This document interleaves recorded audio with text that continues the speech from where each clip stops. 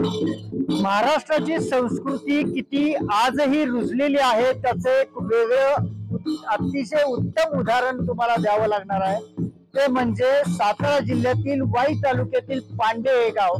या पांडे गावातील ही एक अनोखी प्रथा या ठिकाणी आपण पाहतोय।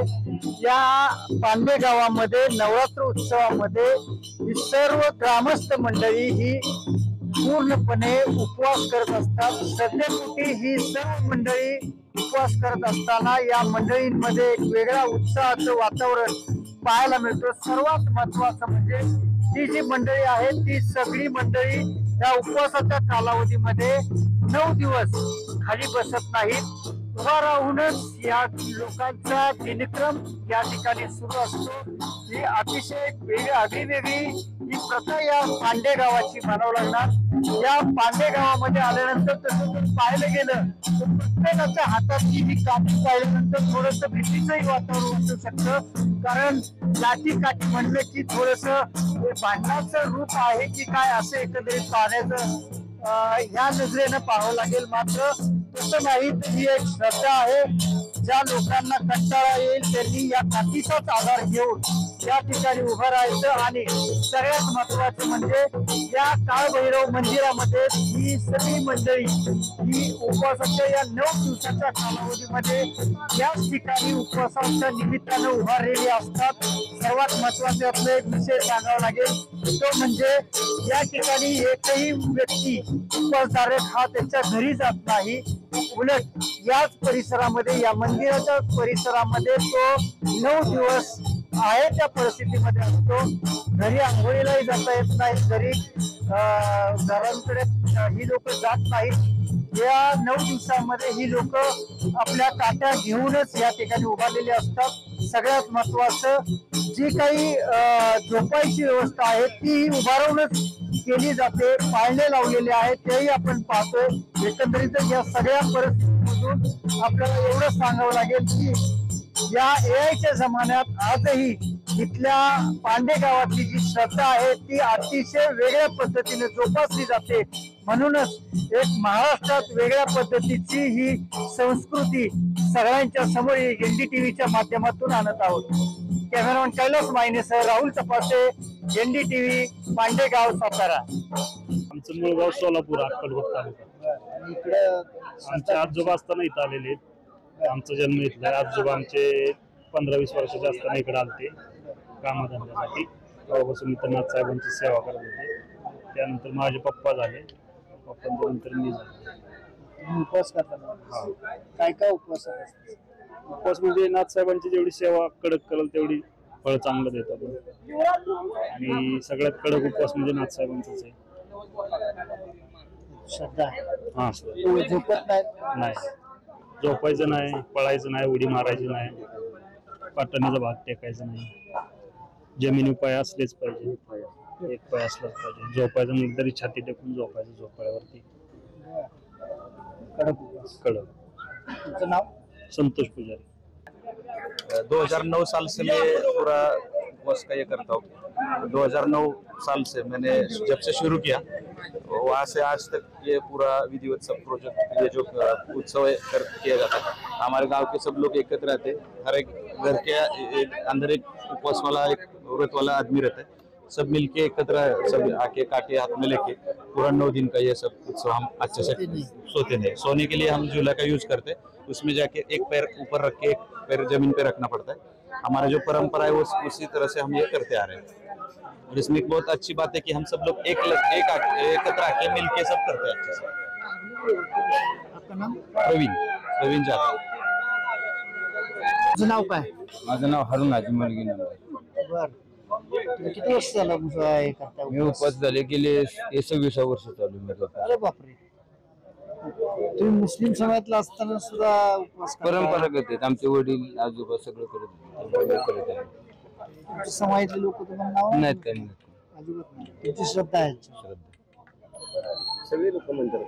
किती वर्ष झालं तुम्ही? 26 वर्ष चालू। तुम्ही इथलेच गावचे? हो, गावचे। उपवासात काय काय करता? उपवासात काय जे आपले नियम आहेत तेच नियमाप्रमाणे। 9 दिवस झोपत नाही? नाही, झोप म्हणजे आपला आराम, चोपाळ्या झोपाळ्यावर तेवढंच। काठीनेच हो काय असेल. काठीने काय असेल ते. नाम क्या है? मेरा नाम हारून अजमल इनामदार है. क्या नाम है? हारून अजमल इनामदार. आप मुसलमान हो, हाँ मैं फिर मुस्लिम. भी आपकी श्रद्धा है इस पे? हाँ क्या क्या करते हैं आप इधर? सब सवेरे उठ के मंदिर में जाता है, देव पूजा करता है, सब करता है. कितना साल से आप 26 साल से नवरात्र का उपवास कर रहे हैं. आपके लोग तुमको काना नहीं मारते? नहीं मारते. नहीं पहले से कर रहे हैं ना, आपकी श्रद्धा- पिताजी कर रहे थे, दादाजी कर रहे थे ना, तो नहीं कुछ को नहीं बोलता. उपवास में क्या क्या करते हैं? जो रहता है व्रत का जो है सब वैसा ही करते हैं. सोने का नहीं, नहीं सुने झोली पे ही सोने. वो क्या रहेगा वो झोले पे पूरा 9 दिन. पुरा नाही. परंपरा काय आहे नेमकी? पांडेगावचे 350 वर्षापासूनचे हे जुनी परंपरा आहे. नवरात्र उभ्याचे असतं, जागृत स्थान आहे काळभैरवाचं. जे आपण नवस बोलतो ते नवसाला आपल्याला पावतो, बर त्याची आपल्याला प्रचिती मिळते. बर. मी पांडेगावचा पूजक तुमचं नाव? अरुण नरहर शेंडे. मी भरत कृष्णराव गोळे या गावचा रहिवासी असून मी हे नवरात्र गेले 30 वर्ष झालं धरतोय आणि माझ्या वडिलांपासून ही परंपरा चालू आहे. वडवडिलांपासून ही परंपरा अशा रीतीने चालूच आहे की 300-350 वर्षापूर्वी आम्ही ज्यावेळेला वडिलांना विचारलं की ही परंपरा केव्हापासून चालू आहे, परंतु वडिलांनी सुद्धा सांगितलं की आमच्या मागच्या पिढीनं धरलंय म्हणून आम्ही धरलंय. ही अशीच परंपरा कायमस्वरूपी चालू आहे. उपवास फार कडक असतात.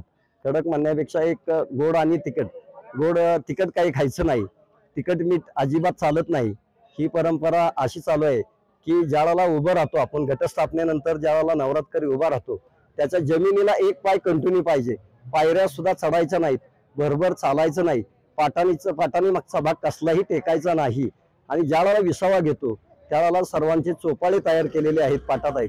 त्या चोपाळ्यावर छातीचा भाग ठेवून एक पाय वर घेऊन त्याचा विसावा घेतला जातो. परंतु एक पाय वर घेताना दुसरा पाय जेणेकरून उचलू नये याची दक्षता प्रत्येक नवरात्रकरी घेतो.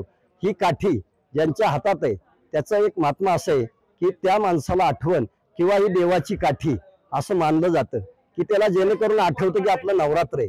जेणेकरून 9 दिवसात त्याला आठवतं की हे आपलं नवरात्र आहे आणि आपण बसलं नाही पाहिजे, पाटाणीचा भाग टेकला नाही पाहिजे. आपला उपवास कडक आहे. फळफळावर खाऊन तिखट मीठ न चालता त्या फक्त गोड खिचडी खायची असते. आणि ही परंपरा फार पूर्वीपासून चाललेली आहे. आमच्या वाडवडिलांपासून ही परंपरा अशीच चालत राहिलेली आहे. आणि ह्यातून तरुण वर्ग फार उत्साहानं भाग घेतो आणि तरुण वर्गाचा ह्यातला सहकार्य फार मोलाचं आहे की जेणेकरून इथून पुढची पिढी अशीच तयार झाली पाहिजे आणि ही परंपरा कायमस्वरूपी ह्या गावची टिकली पाहिजे. आमचे नाथसाहेब काळभैरवनाथ यांची जे आशीर्वाद आमच्या पाठीशी आहेत आणि जे आमच्या संकटाला धावून येतात ते नाथसाहेब ह्या सर्व नवरात्रकारांच्या पाठीशी असतात. कसलंही नवरात्रकाराला 9 दिवसात त्रास होत नाही किंवा काही होत नाही. औषधं कसली खाल्ली जात नाहीत. कसलाही नवरात्रकाराला त्रास होत नाही. औषधं म्हणजे केमिकलची औषधं खाल्ली जात नाही. त्याच्या पायाला लागू, त्याला थंडी येऊ, ताप येऊ, परंतु त्याला कसलाही त्रास होत नाही. आणि तो त्या निष्ठेने, त्या काळभैरवनाथावर असलेली निष्ठा, त्या निष्ठेने तो 9 दिवस उभा राहिलेला असतो. त्यामुळे कसल्याही प्रकारचा त्याला त्रास होत नाही. काळभैरवनाथ त्याच्या कायमस्वरूपी पाठीशी असतो आणि तो सदैव त्यांच्या पाठीशी राहतो. की अडीअडचणीच म्हणण्यापेक्षा जर त्याने नवस केला असेल की मुलाबाळासाठी जरी नवस केला असेल तर तो नवस पूर्ण केला जातो, पूर्ण होतो. अशी सर्वांची ख्याती आहे किंवा परंपरा आहे की जेणेकरून मी तुम्हाला उदाहरण दिलं असतं, परंतु ते माणसं इथं नाही आहेत की ज्यांनी मुलासाठी नवस केला त्यांना पहिल्याच वर्षी ज्यावेळेला त्याने 9 दिवस नवरात्र धरलं त्याच वर्षी त्याला मुलगा झाला. अशी ह्या गावची, ह्या नाथसाहेबांची परंपरा किंवा त्याचा आशीर्वाद सर्वांच्या पाठीशी आहे. त्यामुळं ही परंपरा कायमस्वरूपी अशीच राहणार आणि अशीच तरुण मित्रमंडळी पुढे चालवणार. ही एवढी ग्रामस्थांच्या वतीने किंवा नवरात्र मंडळाच्या वतीने तुम्हाला मी ख्याती देतो किंवा तुम्हाला पूर्णपणे त्याचा अंदाज देतो की ही परंपरा कायमस्वरूपी अशीच राहणार आहे आणि ही अशीच चालू राहणार. ही काळभैरवनाथ चरणी मी प्रार्थना करतो, अशी टिकावी अशी मी काळभैरवनाथ चरणी प्रार्थना करतो.